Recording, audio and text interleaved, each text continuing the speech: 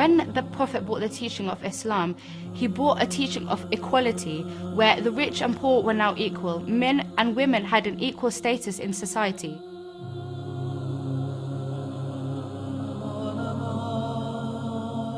He was telling the world two things. One was how to treat daughters with respect and how to respect women in general, and also the fact that in times to come, he will be indebted to Fatima and her progeny for the propagation and survival of his divine message. The message of love, of equality, of justice, of peace, not a message of what Islam has now is interpreted to be. At a very young age, she accomplished so much. In 18 years of life, we find that she leaves a legacy like none other. She is one woman who is the axis between both imamat and nabuwat. To have someone like Fatima Az-Zahra is a treasure. It's really something that, instead of having it only in books and words, and you should be like this, and you should aspire to be so, when you actually see a person becoming like that, it really encourages you and tells you that this is possible. It's possible to be generous like Fatima. It's possible to be wise like Fatima. It's possible to be firm in faith like Fatima.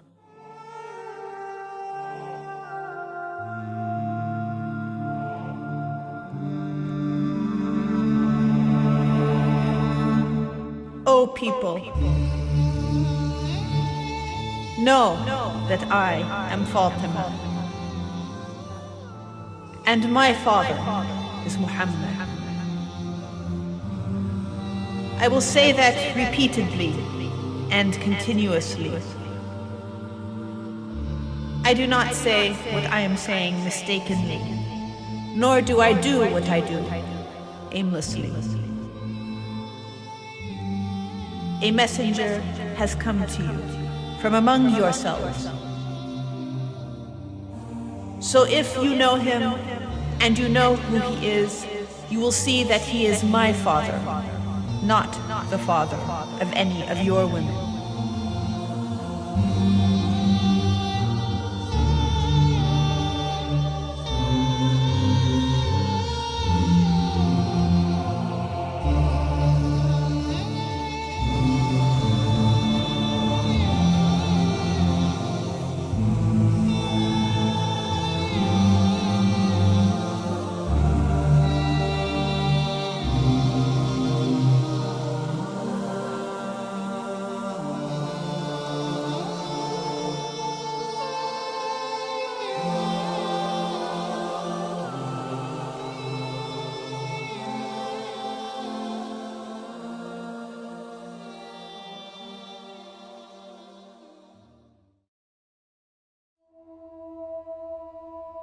When Fatima became a youth, the great companions hurried to the Prophet one after the other, so that he might honor them by marrying his pure daughter to them.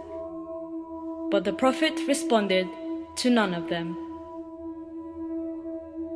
The Prophet ﷺ announced that the marriage of Fatima ﷺ was in the hand of Allah, and he himself had nothing to do concerning the matter. When Muslims knew that, they refrained from asking the Prophet ﷺ for his daughter's hand anymore. When it comes to the marriage of Sayyidah Fatimah Az-Zahra, we find that a number of noblemen had approached Rasulullah to ask him for her hand in marriage. However, he said to them that he was waiting for instructions from the heavens in regards to her marriage. We find that both the first Khalif and the second Khalif also sent their proposals to Rasulullah. However, Rasulullah responds by saying that she's too young. And so in that period, when the name of Fatima was mentioned much in Medina, when people came to become Muslim and give their allegiance to the Prophet, they asked, who are the Prophet's children? We'd like to meet them. And they said, he has Fatima. He has one daughter. And the people went far and wide to try to convince the Prophet to let them marry themselves to Fatima, and he would refuse every time. Some of the leaders of Quraysh, some of the well-known companions of the Prophet approached him, and each time he refused and said the decision is not mine. People used to come to Imam Ali and say to him, why do you not ask for the hand of Fatima in marriage? And he would say that surely I feel shy. How can I approach the Prophet? How I do not have it in me out of my sheer respect for the Prophet to approach and ask something from him. And something dear like Fatima Az-Zahra, I find it difficult. I am shy and embarrassed of the Prophet to ask something from him. And Imam Ali eventually did go and just stood there in front of Rasulullah with silence. Rasulullah understood the reason why he had approached. Rasulullah says, many have come to ask for her hand in marriage. However, I have noticed displeasure on her face. However, you wait here whilst I take this matter to her. When he goes to Sayyidah Fatimah Az-Zahra, he says to her that he had asked Allah to make the best of creations to be her partner. The Prophet asked Fatima Az-Zahra, do you want to marry Ali? And Lady Fatima, her silence was her approval, and it is known that she smiled at that time. And the Prophet congratulated Imam Ali and said that surely you are the one that will marry my daughter Fatima Az-Zahra. And he says to Amir al-Mu'mineen, what do you have to marry with? What a difficult question. Amir al-Mu'mineen says, I have my sword, I have my armor, and I have my shield.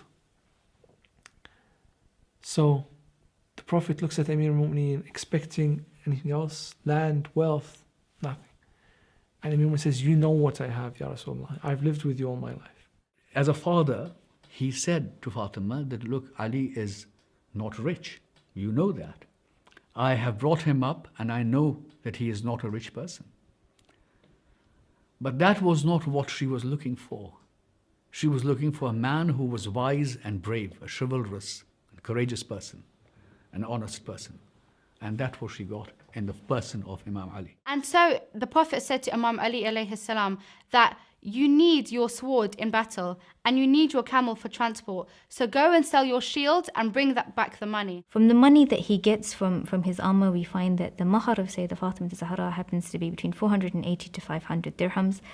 Rasulullah, out of that money, also hands a handful of this money to Bilal, and he tells Bilal to go and buy some perfume. Rasulullah asked Salman and Salma to get furniture for the house of Fatima Az-Zahra. And when all these things come back, we see that Rasulullah says that, may Allah bless my Ahl al-Bayt.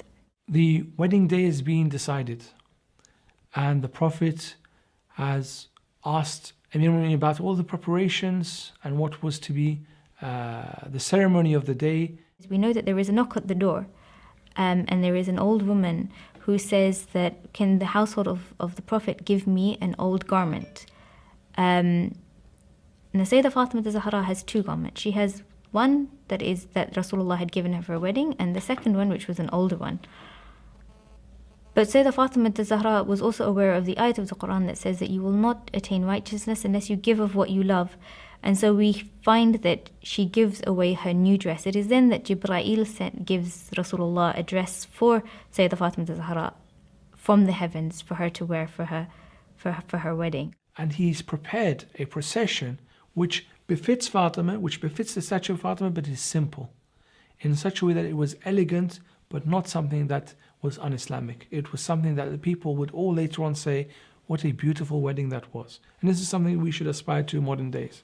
Rasulullah asks Bilal to call people to the mosque. He goes towards Sayyidah Fatimah Az-Zahra and he says to her that your aqd has been recited by Allah in the heavens, and I have been instructed to do the same here on earth. Then the ceremony was performed by Rasulullah. Imam Ali was asked, and Janab Fatima was asked, Sister Fatima was asked whether they would be agreeable to marry, and they both said yes. Then Rasulullah raised his hand to the heaven and prayed to Allah, saying, grant them happiness in this world and the hereafter, and protect them and their progeny from Satan. That means no evil will come or pass near them. And Amir al-Mu'mineen is told by the Prophet, go and invite whoever you want to the feast, the wedding feast, which is mustahab, al-walima. It is mustahab to invite people to a dinner to celebrate the wedding. When he goes to the mosques, he sees that the mosque is full. He couldn't invite some and not invite others, and so he invites everybody. Imam Ali made a general announcement in the city of Medina that, I've been married and tonight is a banquet. Whoever wants to come can come. Whoever wants to attend the feast of Fatima, to come to our house.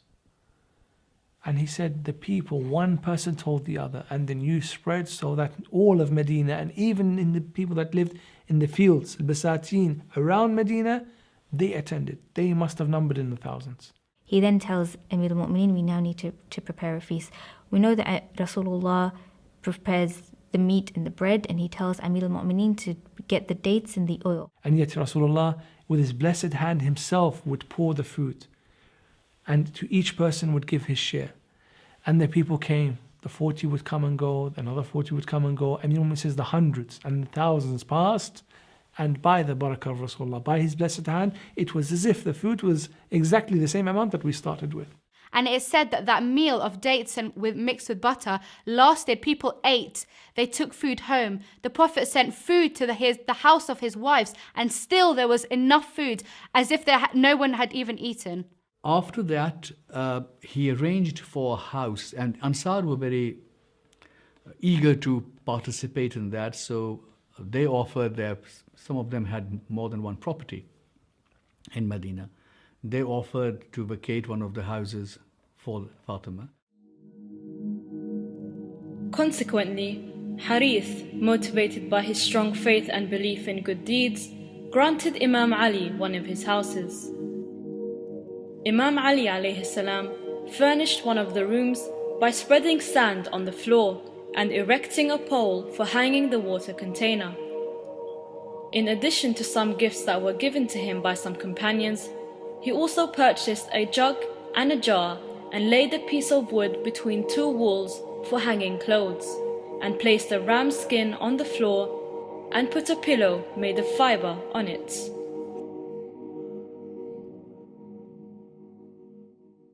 A month after the aqd, so or a month or some time after the religious marriage, after the nikah as we call it, Amir al-Mu'mineen had prepared the home and was awaiting the move of Fatima Az-Zahra from the Prophet's house into Amir al-Mu'mineen's house. When she leaves her chambers to go towards her new house, we know that the house was the house of a man named Harith. She is said to have been accompanied with 70,000 angels. And Rasulullah asks the wives to leave. However, Asma doesn't leave. And when he asks her why, she says, I'm fulfilling the promise I had made Khadija. And he says to him, this is my amana to you. I have now given you her in trust. Take care of my amana. And Amir al-Mu'mineen that night becomes the husband of Fatima Az-Zahra, and she moves from the household of the Prophet to the house of Amir al-Mu'mineen to start a new chapter in her life. Imam alayhi salam, when he got married to Fatima Az-Zahra, salawatullah alayha, the theme was that they had a slave by the name of Fizza, but she was a freed woman. She chose to stay with Fatima of her own free accord. The other was Ayman. She was the slave of Rasulullah, slave women purchased by Rasulullah and set free. But Ayman refused to go. And she stayed with Rasulullah, and as a matter of fact, after Rasulullah passed away, she stayed with Fatima Az-Zahra salawatullah alayha. When Imam Ali alayhi salam and Lady Fatima get married, the Prophet puts them hand in hand, and he says to Lady Fatima, your role is within the house, looking after the house. And he says to Imam Ali, your role is to gain the money and to look after the financial side of your relationship. At the beginning of the marriage, Fatima had agreed with Amir al-Mu'mineen that I will take care of what is behind the door, and you will take care of what is in front of the door, which means that whatever is inside the house is my responsibility, and whatever is outside the house is your responsibility. So the role of Amir al-Mu'mineen was to go out and find food, and go and find money and a living, and to defend the Muslims and Islam.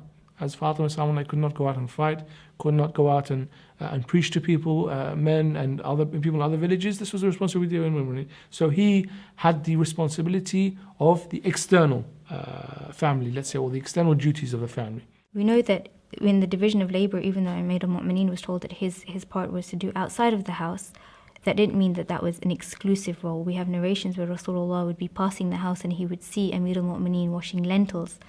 And there are hadiths that tell us from Rasulullah that says that the the merits of a husband helping in household duties is the equivalent of the hairs on his body, where each hair is the equivalent of a year's worth of worship. It is said that Imam Ali alayhi salam used to work in the fields in a farm, and he would sell dates. But when he had made enough money for the day, he would stop. He was not greedy to make more and more money. He would make enough money satisfactory for the day. And Fatima had the internal duties. She would take care of the upbringing of the children. She would take care of making the food and grinding wheat and making flour to put bread in the oven, and take care of the cleaning of the house, and take care of everything that was required to have a family day inside the house. She used to mill barley for not only for her own family, but also for the poor neighbors who couldn't afford a quern or couldn't afford to get barley easily available in the market. So she used to buy barley and mill it and distribute to the poor neighbors. And this arrangement worked well. For Amir al-Mu'mineen would bring firewood, for example. He would go out and seek wood for burning in the oven. He would go out and find their daily sustenance, food, and sometimes he wasn't able to. In those circumstances, he would borrow money, sometimes from fellow Muslims, sometimes even from the Jews or others, to be able to keep up their sustenance. During the time when he was not a caliph, he planted palm trees in Medina, and Medina became the net exporter of dates rather than just a consumer of dates. Medina began to export dates. That's what it did. And he dug up wells in Medina. He irrigated the land. Digging up wells is a very difficult thing. You have to be very strong, and also you have to be knowledgeable about the land, about where to find water. He did that. Imam Ali alayhi salam says that Fatima was his wife and was the most beloved person of Rasulullah. However, the household chores required so much from her that Imam Ali narrates that her chest would be bruised from carrying the water. She would carry water buckets that were so heavy that it would mark her chest. Her dress would be burnt and brown and black from the smoke of the fire, from the fire that she would light for her own house and the house of the needy and the poor around her. And Amir al-Mu'mineen had looked and saw that the whole house, we know that the house is built on the mother, the whole house was struggling. That Fatima was ill and weak affected the whole household. And so he said to her, Ya Fatima Az-Zahra, why don't you go to your father, the Prophet? I'm embarrassed of him, but he's your father, you can approach him. And she goes to her father, and she goes to the house of the Prophet, and she feels shy to ask him for anything. So she comes back home, and Imam Ali says, did you ask him? And she said, no, I couldn't, I felt shy. The next day, the Prophet comes to the house of Fatima Az-Zahra, and he says to Fatima, oh Fatima, you came to my house yesterday, and you didn't say anything. What was wrong? And Imam Ali responds, and he says that the work of the house is taking its toll on Sayyidah Fatima. She has bruises on her. She has blisters on her hands from grinding the mill. Her clothes are dusty, and her clothes have become black through the smoke of cooking. And so Rasulullah, I've sent her to you to see if you can assist her with someone to help with the domestic chores of the house. And Rasulullah said, does it not please you that you are the lady of all those who will be the women of paradise? But I can advise you one thing that will give you strength to carry on. And this is a tasbih, is a way of remembering Allah, that at every day, if you recite it, Allah will count you as one of the people of Jannah. Allah will give you rewards on a daily basis. Allah will give you strength in Iman and lists all the benefits of tasbih Fatima Az-Zahra. He tells her it will help you in the grave, it will help you in the hereafter, it will help you with judgment, it will help you in giving you blessings in this life. Which is traditionally taken out by us after Salah, which is 34 Allahu Akbar, 33 Alhamdulillah, and 33 Subhanallah. And Rasulullah says that if there was any other dhikr better than this, then I would have given that to Sayyidah Fatima Az-Zahra. And we find that initially Sayyidah Fatima Az-Zahra used to take this out on a blue piece of wool that used to have the knots tied into it. And after the Battle of Uhud, she used the khaq from the grave of Hamza to form her sibha. And Fatima returns to Ali and he says, did you get what you want? She said, I received better than this. And from that day on, every day Fatima, after each one of her daily prayers and after her nawafil, would do the tasbih, so much so that it has become known as tasbih Az-Zahra. The Prophet's family paid much attention to this tasbih. they taught it to their sons and daughters as an educational method and spiritual nourishment. Fatima's religious feelings and literary knowledge were unlimited. She was the most knowledgeable and most honorable woman in the world. In fact, history has not witnessed any other woman who achieved such a high level of education, knowledge, and social graces that Fatima reached. Regardless of the fact that she did not graduate from any educational establishment, save the school of revelation and messengership. In terms of Sayyidah Fatimah Az-Zahra's role in Medina, we find that she was a point of knowledge because she grew up in the house of revelation. Her active life in the city of Medina was primarily of teaching. In the mosque, she used to teach women and girls on the etiquettes of life, on religion, on the philosophy and theology of religion, and on Arabic and the grammar of Arabic, or how to speak Arabic correctly, because by and far Arabic was not spoken very much correctly, except by the house of Banu Hashim. The piety of Fatima Az-Zahra is something that we should aspire to learn as individuals. We should aspire to teach our community generally, and especially our daughters and our wives, because Fatima Az-Zahra took everything that the Prophet had in a male form and presented it in a female form. We find that there is a narration of a blind man seeking permission to enter the house of Sayyidah Fatimah Az-Zahra. Sayyidah Fatimah Az-Zahra grants permission only after she has adorned her hijab and she has kept a veil between her and the blind man. The Prophet says to Fatima Az-Zahra, after the man has left, that, "Oh Fatima, you knew that man was blind. Why did you cover yourself?" And Fatima Az-Zahra said, "Surely he could not see me, but I could see him." And this was the highest moral of hijab. And from here we gain an understanding of the higher level of taqwa that she has, that even though he cannot see, it is still her responsibility to shield herself from na-mahrams. And it is that level of God consciousness that she has that she teaches us in the modern day. And this is really important for us today when we want to talk about role models, who we should be like. And to have, for the female population, to have someone like Fatima Az-Zahra is a treasure. It's really something that, instead of having it only in books and words, and you should be like this, and you should aspire to be so, when you actually see a person becoming like that, it really encourages you and tells you that this is possible. It's possible to be generous like Fatima. It's possible to be wise like Fatima. It's possible to be firm in faith like Fatima. A man comes to the mosque of the Prophet and he says, "Ya Rasulullah, I'm very, very needy. I have nothing to eat, and as you can see, my cloth that I'm wearing over me, it's going to fall out, it's going to fall into disrepair, it's going to go into tatters, and I will have nothing to cover my body with. Ya Rasulullah, do something for me." And so Rasulullah says to him, "He who guides to goodness is exactly the same as he who performs a deed, and therefore take yourself to the house of her who prefers Allah over herself."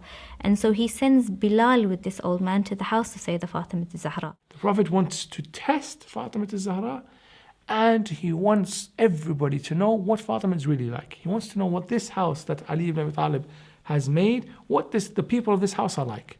And so this poor person goes to the house of Fatima, knocks on the door, and Fatima says, what do you want? Who are you? What do you want?" A poor man came and asked for alms, and she had nothing at home.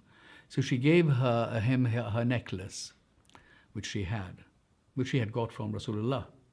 Gave that necklace, and that man said, "What will I do with this?" And she said, "Go and sell it, and whatever you get, the money you get, you use that, because I have no money or no food to give you at home." The man then goes to the mosque of the Prophet and he says, "Who will buy this necklace from me?" And Ammar Yasir says to the Prophet, "May I buy this necklace?" And the Prophet says, "It's up to you." Ammar Yasir says to the man, "How much are you selling the necklace for?" He says, "I require one meal of bread and meat. I require one shirt, and I would like 1 dinar to go back home." Ammar Yasir says that I will give you 20 dinars, 200 dirhams, a Yemeni cloak, a meal of meat and bread, and my camel to take back from your family.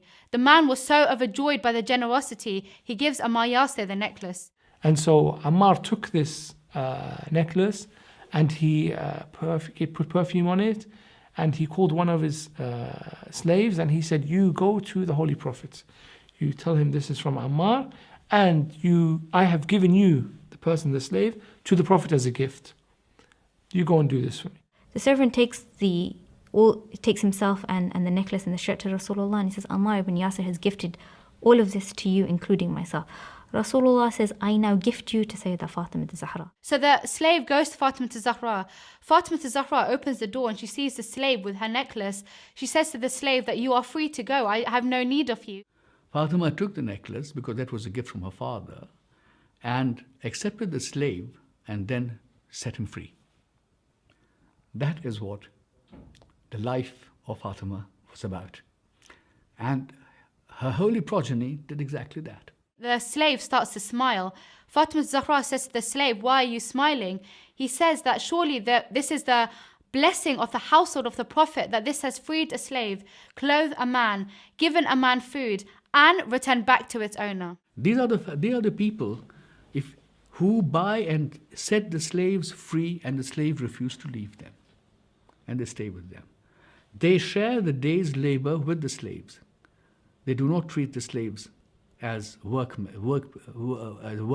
or workmen. They are there to share the day's labor with the slaves.